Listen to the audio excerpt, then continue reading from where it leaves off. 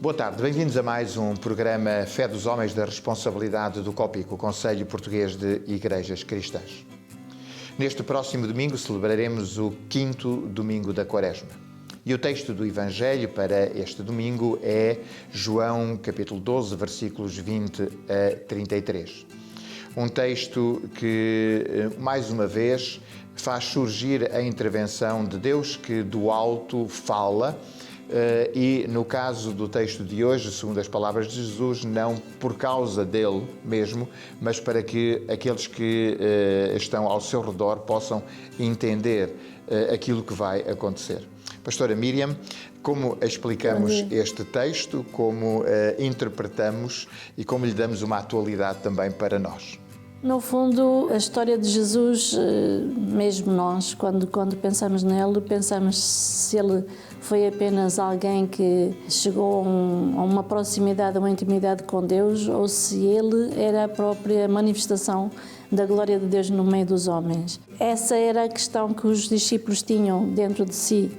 Se ele os discípulos e toda a gente. E toda a gente. Até que ponto é que Jesus era a manifestação de Deus ou ele era só a projeção que as pessoas faziam sobre Deus? E aquilo que surge nessa voz, e que surge em vários momentos da missão de Jesus, desde o batismo, da transfiguração, e também nesse momento em que a angústia também se instala, porque ele reconhece que é agora que vai acontecer aquilo que está previsto, aquilo que ele próprio tinha predito e anunciado. Predito, exatamente. E tudo surge quando uns gregos querem ver Jesus. Digamos que para ele é quase como um sinal de arranque, um sinal de partida, porque o facto dele ser procurado por pessoas de fora do seu povo, e talvez assim como ele perspectivou a sua morte, que haveria de ressuscitar, ele teria perspectivado também o momento em que a sua missão, a sua voz, chegasse a pessoas de fora do seu povo, a pessoas do mundo inteiro, como nós hoje,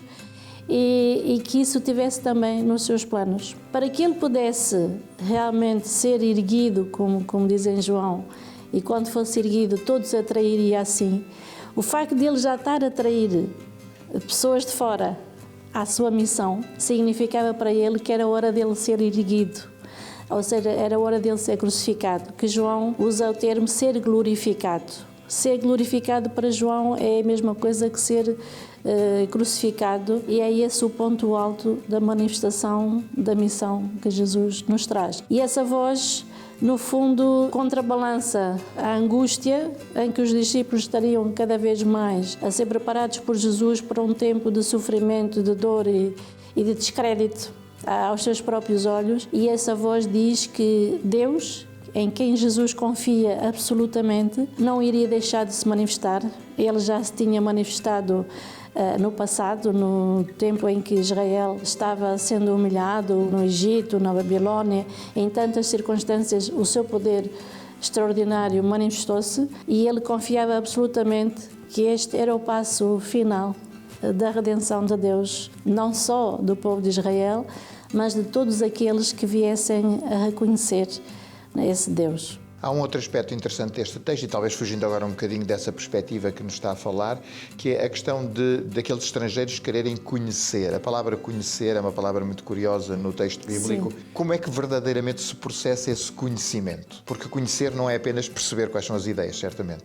Saber talvez um pouco mais, vê-lo e compreender a personalidade que ele era, saber se ele realmente correspondia àquilo que eles tinham ouvido falar. E o seu desejo era muito de saber quem era esse que trazia uma nova mensagem. Até porque eu creio que muitas pessoas hoje, e estamos a viver a Quaresma, que é um tempo de reflexão, é um tempo de interiorização também, mas é um tempo também das pessoas, porventura, manifestarem este desejo de conhecer Jesus. De conhecer Jesus e de se aproximarem dele, no fundo, de nos aproximarmos dele.